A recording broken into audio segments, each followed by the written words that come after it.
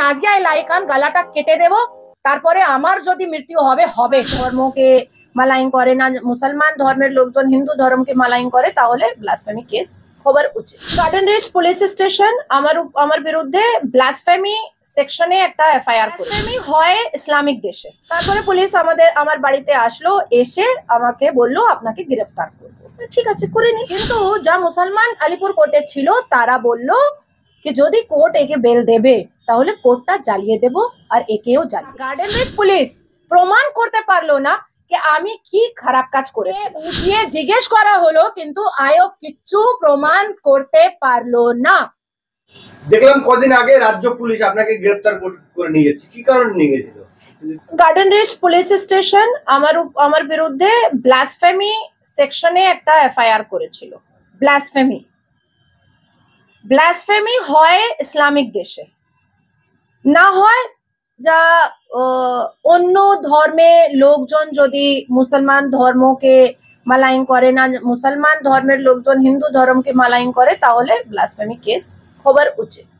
তাও তারা করে দিল বিয়ন্ড দি ল গিয়ে।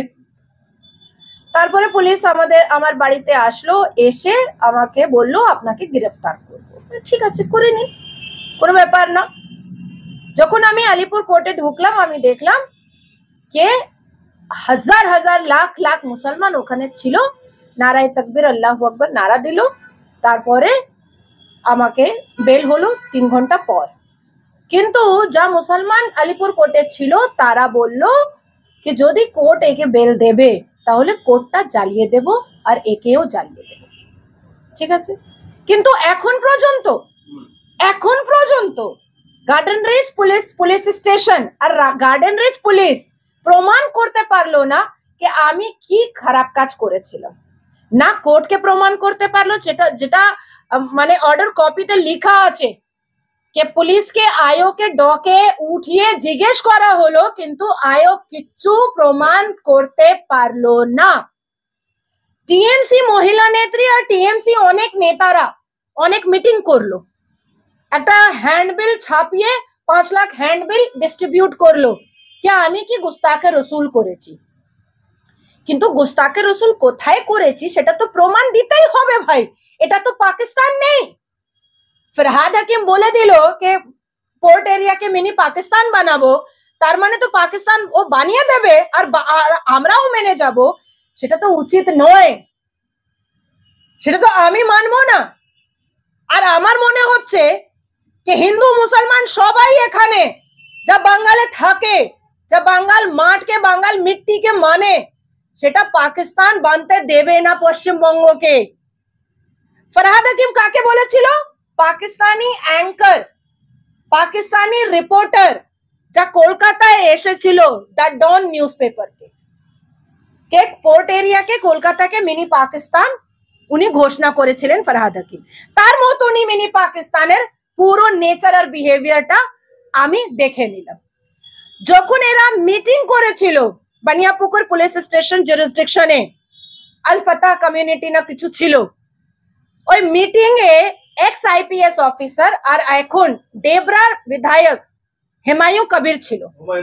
হুমায়ুন কবিরের সামনে একজন পীলা কুর্তা পরে, আমার পাশে ভিডিও আছে, বলল কে নাজিয়া এলাইকান গলাটা কেটে দেব, তারপরে আমার যদি মৃত্যু হবে হবে।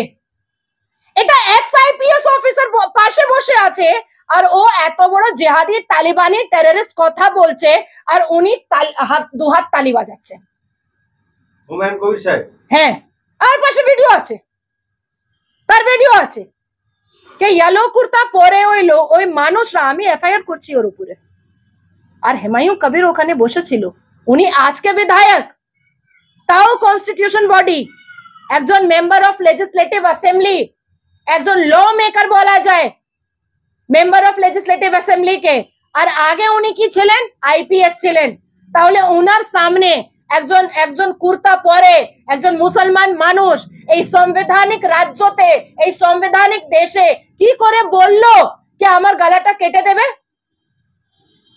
ব্লাসফেমি আর গুস্তাখে রসুল কি সাজা সরতন সে জুদা, এটা পাকিস্তানে হয়, এটা তালিবানে হয়, এটা আফগানে হয়, এটা সিরিয়াতে হয়, এটা ইরানে হয়, এটা ভারতে কখনো হয় না। আর এই ধরনের তালিবানি আর টেররিস্ট মাইন্ডেড আমরা দেখেছিলাম যা কানহাইয়ার গলাটা রেতে দিয়েছিল। এই 2023-24 আমরা দেখলাম যে লারেব হাশমি উত্তর প্রদেশে কি করে একটা মাসুম একটা ইনোসেন্ট বাস কন্ডাক্টর গলাটা রেতলো। এটা কি হুমায়ুন কবির করতে চেয়েছিলেন? কেন উনি বোঝাতে পারলেন না যে আপনারা আইনের উপরে ভরসা রাখুন, আইন যা করবে সেটাই আমরা মানবো?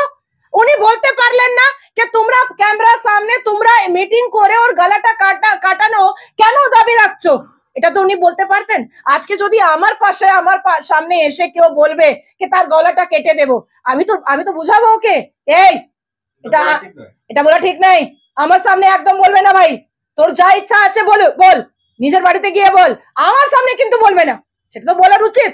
তার মানে এক্স আইপিএস অফিসার আর এমএলএ ডেবরা টিএমসি হুমায়ুন কবির তাকে মানে সমর্থন দিলেন। আমার বেলটা তো হয়ে গেলে, আর আয়োগ যা বেআইনি কাজ করেছে সেটাও অর্ডারে প্রমাণিত আছে। আপনার বিরুদ্ধে অভিযোগ করেছিল কারা?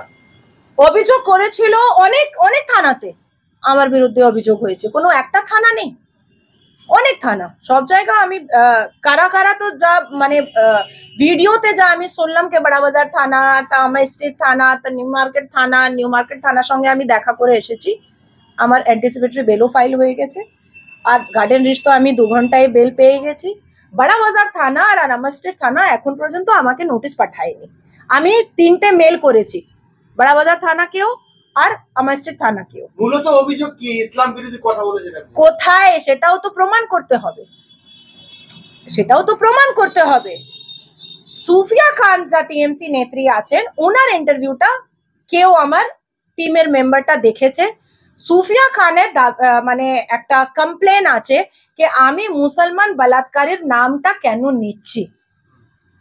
তো ভাই যারা যদি মুসলমান বলাৎকার করবে তার নামটা নেব, যদি আসারাম বাপু বলাৎকার করবে তার নামটা নেব, যদি নাসির খান বলাৎকার করবে আমি তার নামটা নেব, যদি মোহাম্মদ খৈবর বলাৎকার করবে তার নামটা নেব, যদি মোহাম্মদ ওয়েস বলাৎকার করবে তার নামটা নেব, যদি রাম রহিম বলাৎকার করবে তার নামটা নেব। আমি তো নাম নেব। নাসির খান কাদের খান দুজন ভাই পার্ক স্ট্রিটে রেপ করেছিল একজন খ্রিস্টান মহিলার, তার নামটা কি নিতে কোনো ক্রাইম? না, কোনো ক্রাইম না। কিন্তু সুফিয়া খান নিজের ফেসবুকে আরজিকর ডক্টর বেটিয়ার নামটা লিখেছেন, আর সুপ্রিম কোর্টে একটা কথা আছে, সুপ্রিম কোর্টের জাজমেন্ট আছে যে কখনো ভিকটিমের নামটা নিয়ে যায় না, ছবি ইউজ করা যাবে না। তাহলে সুফিয়া খান কি করে নিয়ে নিল? আমি তো সেটাও কোর্টকে দিয়েছি, তাহলে ক্রাইম কে করলো বলুন তো আপনারা? ক্রাইম কে করলো? আমি তো বলাৎকারী নাম নিচ্ছি, আর উনি তো ভিকটিম নাম পোস্ট করছে নিজের ফেসবুকে।